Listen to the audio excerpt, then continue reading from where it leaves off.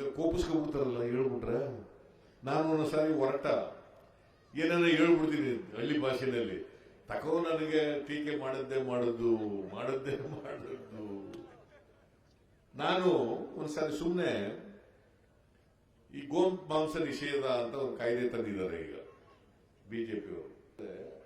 ನೋಡಪ್ಪ, ನಾನು ಇವತ್ತವರೆಗೆ ದನಿನ ಮಾಂಸ ಎಮ್ಮೆ ಮಾಂಸ ತಿಂದಿಲ್ಲ. ಒಂದ್ ವೇಳೆ ತಿನ್ಬೇಕು ಅಂದ್ರೆ ತಿಂತೀನಪ್ಪ, ನೀ ಯಾವನೇ ಯಾಕೆ ಹೇಳಕ್ಕೆ ನನಗೆ? ನೀನ್ ಯಾವನ್ ಕೇಳಕ್ಕೆ ನನಗೆ?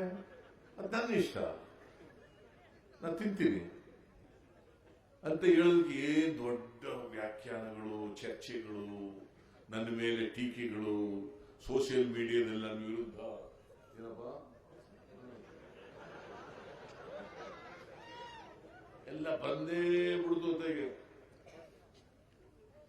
ನಾನು ಅದೆಲ್ಲ ಒಂದಿನ ಹನುಮ ಜಯಂತಿ ನಮ್ಮೂರು ಓಟ್ ಹಾಕಕ್ಕೆ ಹೋಗಿದ್ದೆ. ನಾನು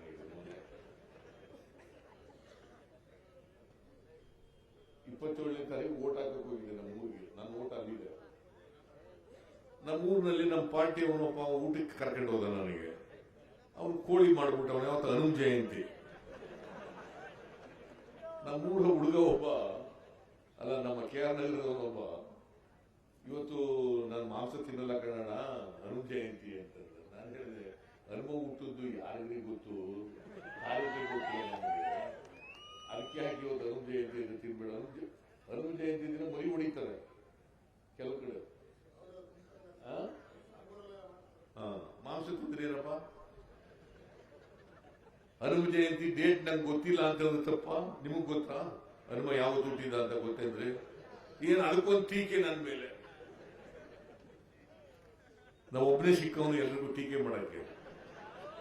ಬಿಜೆಪಿಯವರು ನನ್ನ ಮೇಲೆ ಬೀಳ್ತಾರೆ, JDSನವರು ನನ್ನ ಮೇಲೆ ಬೀಳ್ತಾರೆ. ನನ್ನ ರಕ್ಷಣೆಗೆ ನೀವೇ ಬರಬೇಕಪ್ಪ ಅಂತ